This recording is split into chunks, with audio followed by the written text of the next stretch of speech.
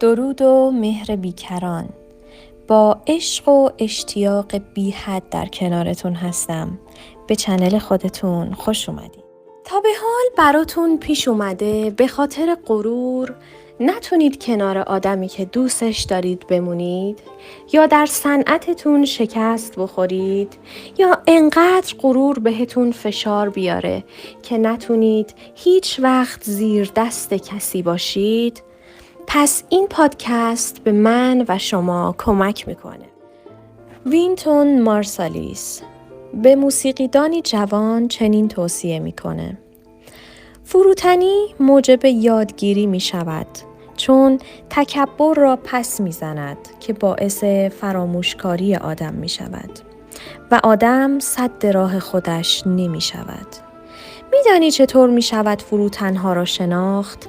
آنها اغلب مشغول گوش دادن هستند و مشاهده کردن. مهم نیست تا به حال چه کرده اید، بهتر است شاگرد بمانید. اگر هر روز سرگرم یادگیری نباشید، کارتان ساخته است. زیرا شاگرد بودن آن هم فقط در ابتدای مسیر کافی نیست. موقعیت شاگردی را باید تا آخر راه حفظ کنید، یعنی تا آخر عمرتان. در هر مرحله‌ای یا در هر مقطعی از زندگیتان که هستید، فرصت یادگیری را برای خودتان ایجاد کنید.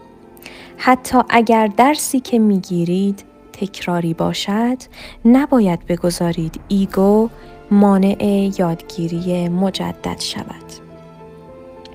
هنگامی که از کلمه نبوغ استفاده می‌کنیم و باورش می‌کنیم، با خطری واقعی مواجه میشیم و وقتی اجازه میدیم غرور در گوشمون بخونه که اون نابغه ما هستیم، اوضاع خطرناکتر میشه.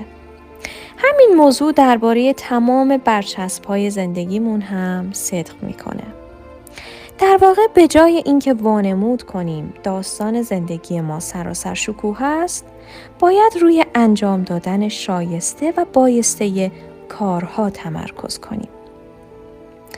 باید از زیر بر سر گذاشتن این تاج تقلبی در برویم و به کاری ادامه دهیم که ما را به اینجا رسانده است. یگانه نیرویی که ما را در جایگاهمان نگه می‌دارد همین پشتکار است. در جای دیگر راجع به تای وارنر نوشته شده، یا همان مؤسس بینی بیبیز. قبل از اینکه شرکتش ورشکست شود، او در اعتراض به یکی از کارمندانش گفته بود: من اگر اسباب بازی هایم را حتی با تاپاله پر کنم، باز هم آنها را از من میخرند. ولی اشتباه میکرد. نه تنها شرکتش مفتضحانه ورشکست شد، بلکه بعدها خودش هم به دشواری از افتادن به زندان نجات یافت.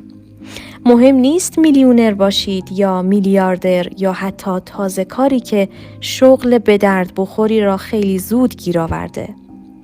اگر مراقب نباشید، قطعیتی که شما را به اینجا رسانده خیلی زود سرافکنده ایتان می کند. در قسمت خطر غرور زود هنگام در همین کتاب می خونیم: اشتیاق. باور کنید همه چیز به اشتیاق مربوط می شود. اشتیاق خودتان را بجویید و بیابید و با اشتیاق زندگی کنید و با اشتیاقتان به دنیا الهام ببخشید. ایسوکراتس از دبیران و سخنوران سرشناس آتن 374 پیش از میلاد در نامه‌ای به دمونیکوس جوان می‌نویسد: هیچ زینتی به اندازه عدل و فروتنی و خودداری در خور جوانان نیست، چون این فضایل زمام شخصیت آنان را در دست می‌گیرد. همچنین از وی می‌خواهد در تعامل با دیگران، با کسانی که به تو نزدیکی می‌جویند خوش برخورد باش.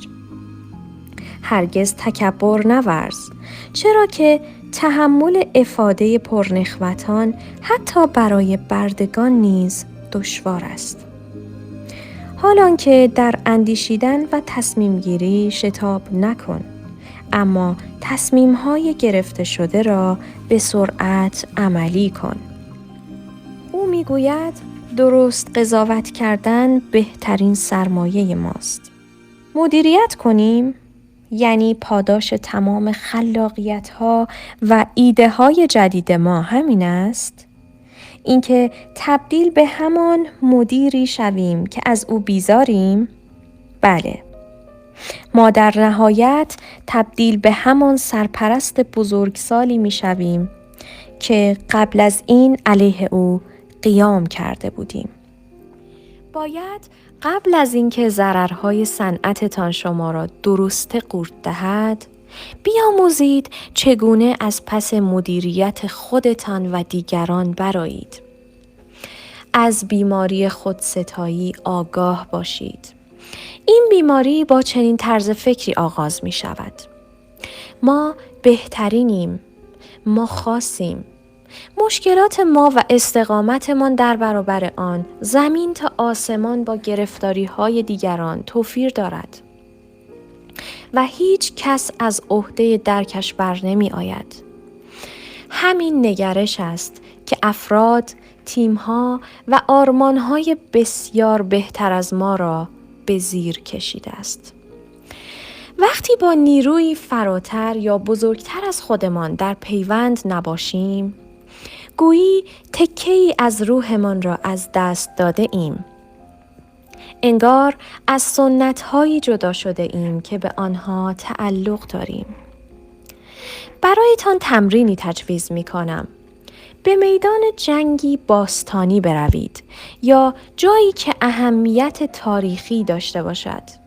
به مجسمه ها نگاه کنید تا دستگیرتان شود مردم دوره های مختلف تاریخی چقدر شبیه همند.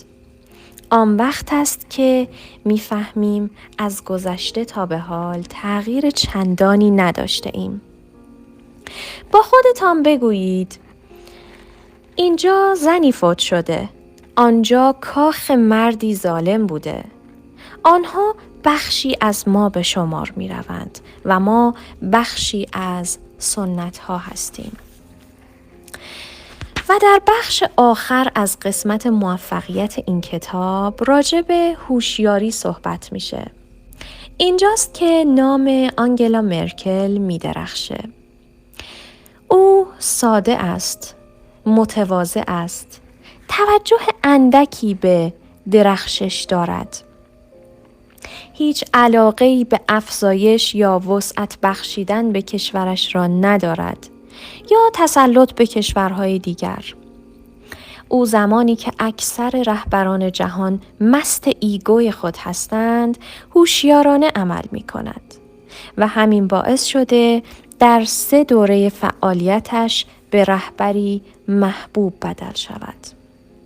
و عجیب نیست که او نیروی محرک، قدرتمند و تأثیرگذار برای آزادی و صلح در اروپا به شمار می آید.